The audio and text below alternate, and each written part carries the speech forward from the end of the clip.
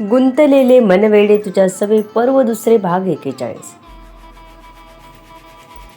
Happy birthday to you, happy birthday to you, happy birthday dear Mugdha, happy birthday to you.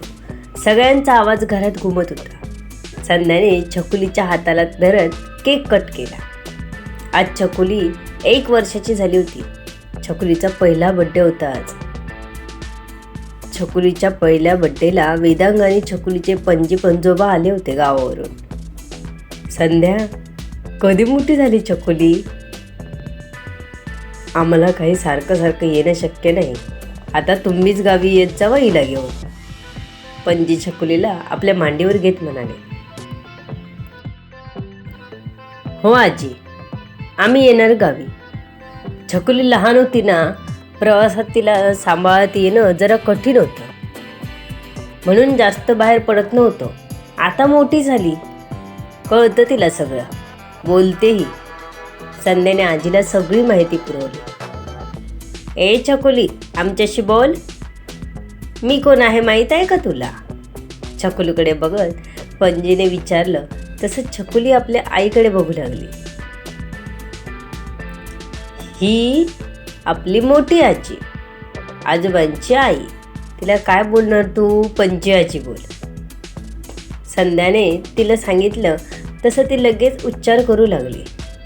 Panaji आजी. तिने बोबड्या बोलत बोलायचा प्रयत्न केला तसे सर्व हसले. तू मला नुसता आजी बोल, पणजीने सांगितलं तसं लगेच छकुलीने मान हलवली. वेदांगचे आई बाबा 3-4 वर्षांनी मुंबईला आले होते. वेदी सोडून गेली तेव्हाच आले होते. त्यानंतर काही आले नव्हते. त्यांना वेदीची कमी जाणवत होती. संध्या, 3-4 वर्षांनी मुंबई बघितली बघ. वेदी सोडून गेली, पण मन नाही लागत माझं इथे. अगदी लहानपणापासून आमच्याकडेच होती. सून अशी वाटलीच नाही कधी, पोरगीच माझी ती. असं म्हणत आजीने पदराने डोळे पुसले. संध्या लगेच आजींकडे धावली. त्यांना प्रेमाने मिठी मारली. अशीच होती बघ, माझ्या वेदीसारखीच लोभी आहे सगळी तू. अशीच राहा, दोघी मिळून राहा. संध्याला त्यांना वेदीत वेगळं व्हायचं म्हणतोय हे सांगून दुःखी करायचं नव्हतं. मग तिनेही मान हलवली. संध्या त्यांचं सर्व करत होती. साधना पटकन मिक्स होत नसल्यामुळे ती जरा किचनमधून बाहेर येऊन गप्पा वगैरे मारत बसायची नाही.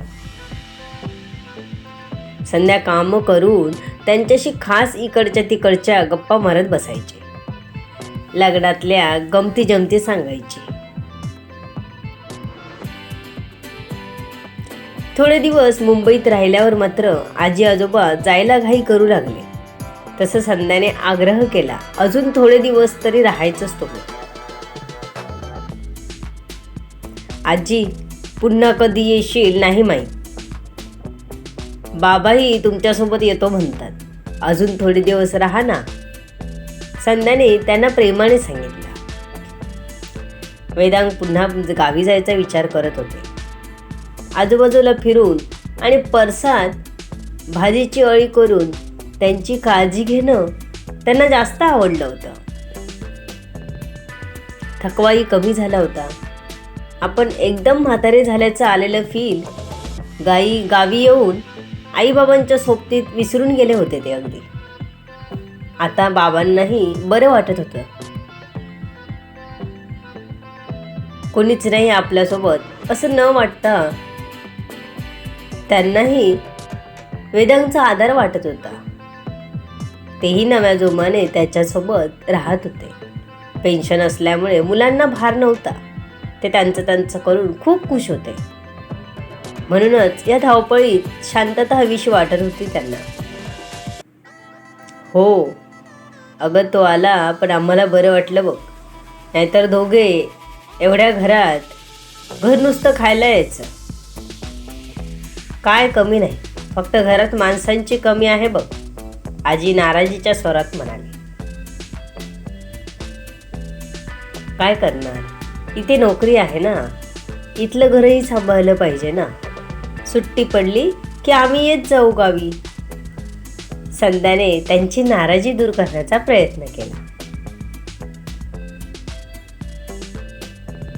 हो बाय माझी, तुम्ही आपलं तुमचं बघा. आम्ही काय आता पिकलं पान कधीही घालायचं. आजीचं असं बोलणं ऐकून संध्याला खरं तर वाईट वाटलं होतं. ही आपली माणसं एक एक करत एखाद्या दिवशी सोडून जातील ही कल्पनाच तिला करवत नव्हती. नाही आजी, तुम्ही कुठेच नाही जाणार. तिने लगेच त्यांच्या मांडीवर डोकं ठेवलं. तिची स्वतःची आजी नसली तरी तिला वेदची आजी आपलीच असल्यासारखी नेहमी वाटायची. आजीनेही प्रेमाने तिच्या केसात हात फिरवला. ही आजी आपलं दुसऱ्याचं असं काही कधी म्हणाली नाही. तिने संध्यालाही तेवढेच लाड केले जेवढे वेदचे आणि वेदितचे केले. साधना मिक्स न झाल्यामुळे त्या जास्त बोलायच्या नाहीत, पण तिला आवाज द्यायच्या. संध्याचं उलट होतं. ती आजीकडून आपले सर्व लाड करून घ्यायची. संध्या, आता आम्हाला जाऊ दे बाय, कारण आम्हाला मुंबईत जास्त दिवस नाही जमत. वेदांगचे बाबा म्हणाले तसं संध्याने होकार दिला. तिनेच थांबवलं होतं त्यांना इतके दिवस. वेदांगला थोडे दिवस राहू दे हवं तर. वेदांगचे बाबा बोलले, नाही आजोबा, त्यांना जायचं असेल तर जाऊ दे गावी. त्यांचं मन तिथे रमतं तर राहू दे तिथे. इथे राहिले तरी त्यांचंच आहे सर्व, पण त्यांना गावी जास्त आवडायला लागलं आहे. त्यांना कुठे राहायचं तिथे राहू दे. त्यांची तब्येत महत्वाची आहे आम्हाला, संध्या म्हणाली. सगळे आले तसे परत गावी गेले. घर खाली खाली वाटू लागलं. पुन्हा रुटीन. आजी होती. छकुलीचा वेळ कसा गेला तेही कळलं नव्हतं. छकुली त्यांच्याचकडे असायची. मोहित आणि छकुलीला पणजी पंजोबा सांभाळत होते. छकुली तर सोडत नव्हती त्यांना. आई, मला आजी पाहिजे. छकुली रडायला लागली होती. तिने शेवटी आजी आजोबांना वेदांगच्या फोनवर फोन केला होता. बोलल्यावरच छकुली गप्प बसली होती. छकुली मोठी होत होती. मोहितचं 1 वर्ष संपून दुसरं वर्ष जायचं शाळेत चालू होतं. वेद, मला पोझिशन मिळालं रूमचं, तर मी तिकडे शिफ्ट व्हायचं म्हणतो. वेदितने आपण आपल्या रूमवर जात असल्याचं सांगितलं. ठीक आहे, कधी मिळेल पोझिशन?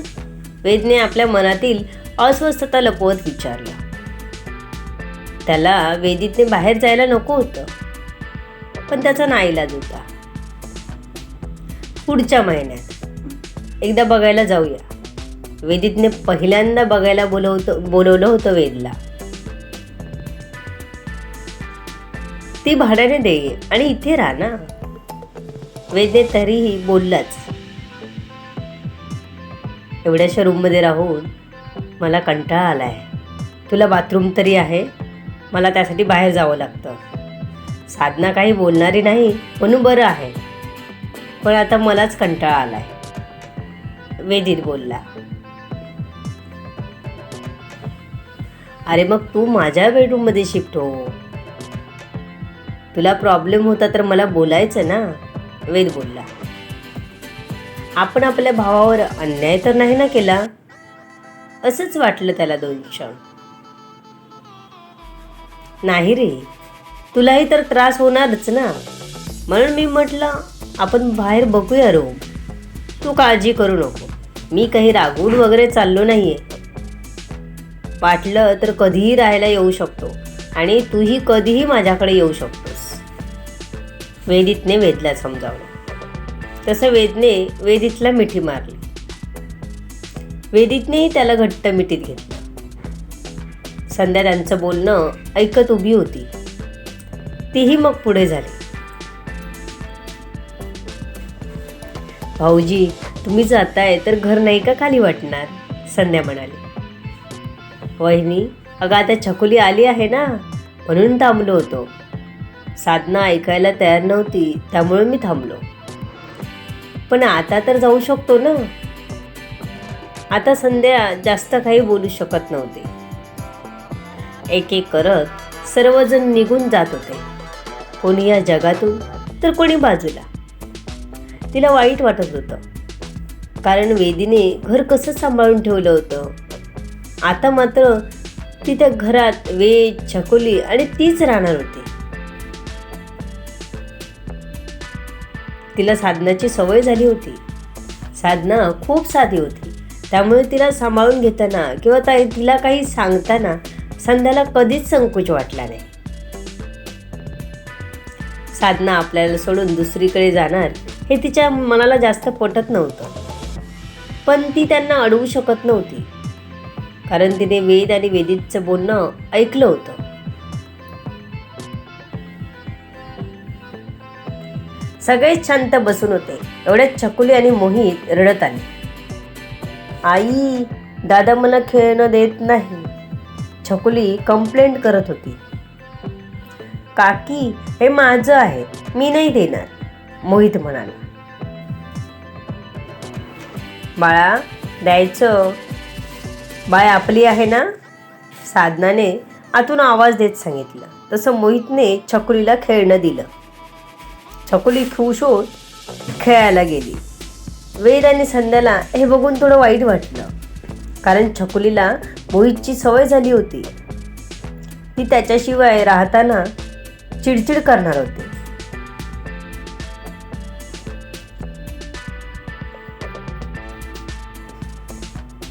वेदला वेदितने सांगितल्याप्रमाणे त्याची रूम बघून आला.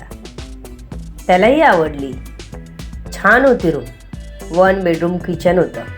आजूबाजूला मोकळी जागा होती. एरियाही चांगला होता. लवकरच वेदित तिकडे शिफ्ट झाला. वेदितला थोडं सामान न्यायला सांगितलं. वेदने बेडरूमचं पार्टिशन काढून एकच रूम बनवली. संध्या आता घरात राहूनच जॉब बघू लागली. ग्रॅज्युएशन असल्यामुळे तिला घरून काम करायला मिळालं. ती छकुलीला प्ले ग्रुपला सोडून सकाळी 2 तास काम करू लागले आणि छकुली झोपल्यावर परत काम करू लागली. वेदनेही वेदांगला बोलावून घेतलं. बाबा, वेदित बाहेर जातोय तर तुम्ही या, नाहीतर घर खूप खाली वाटतं. वेदांग थोडे दिवस आले, पण तेही कंटाळू लागले. छकुलीसोबत थोडा वेळ जाई, पण गावाला मन रमल्यामुळे इथे त्यांना चांगले वाटत नव्हतं. वेदने त्यांचं चेकअप करून त्यांना पुन्हा गावी पाठवलं. आता त्रिकुटच घरात राहिलं होतं. संध्याला माणसं आवडायची, त्यामुळे ती थोडी नाराज झाली होती. तिने थोडे दिवस स्वतःच्या आईबाबांनाही बोलावलं, पण जावयाच्या घरी जास्त दिवस चांगले नाही, म्हणून तेही लवकर निघून गेले. वेद सगळे येतात आणि आपल्याला सोडून जातात, ती वेदला म्हणाली. हो, पण आपण कोणाला जबरदस्ती नाही ना करू शकत. ठीक आहे, मला वाटतं आपण दुसरा चान्स घ्यायला हरकत नाही. छकुलीला कोणाला खेळायला कोणी शोधायला नको. तुलाही एक काम वाढेल, म्हणजे एकटं वाटणार नाही जास्त. वेद तिची मस्तकरी करत म्हणाला. तसं संध्याला अजून ओहो, वेद तिचे गाल पकडत म्हणाला. वेद, जा ना, तुम्हाला मस्ती सुचते सगळी. मी इथे खरंच बोलत आहे. ती वेदला हलक्या हाताने फटका देत बोलली. इतक्यात संध्याचा फोन वाजला. तिने ओपन करून बघितलं तर अनोळखी नंबरवरून फोनवर मेसेज आला होता. हाय. तिला काही कळत नव्हतं. ह्या नंबरला रिप्लाय द्यावा की नाही. तिने वेदला दाखवला. वेद म्हणाला, एखादी तुझी कॉलेज मैत्रीण वगैरे असेल तर बघ बोलून. मग तिनेही त्या नंबरवर हाय पाठवला. आपण बोलू शकतो का, असा मेसेज आला. तसं संध्या एकदम सावध झाली. मैत्रीण असती तर एवढ्यात पटर पटर सुरू केली असती तिने धोक्याची घंटा ओळखून तो नंबर ब्लॉक केला. उगाच कशाला प्रॉब्लेमला आमंत्रण. थोडे दिवस असेच निघून गेले. तिच्या मनातून ही गोष्ट निघूनही गेली. संध्या आजूबाजूला बोलून राहायची, त्यामुळे बिल्डिंगमध्ये तिला सर्व ओळखत होते. कितीतरी मुलं अजूनही तिच्याकडे बघायचे. फक्त वेदचा धाक होता त्यांना, म्हणून संध्यापर्यंत कोणी यायचं नाही. पण संध्याला मात्र याची खबर नव्हती. वेदने आणि तिने ठरवल्याप्रमाणे दुसरा चान्स घ्यायचं पक्क ठरलं. वेद, तुम्ही म्हणताय ते खरं आहे, आपण पुन्हा चान्स घेऊ. काही असेल तरी चालेल, आपल्याला छकुलीला सोबत होईल. तसंही मी काम सोडलंच आहे, तर आपण करू प्रयत्न, संध्या वेदला म्हणाली. रात्र झाली होती, ते झोपणार इतक्यात मेसेज आला. संध्याने पुन्हा वेदला दाखवला.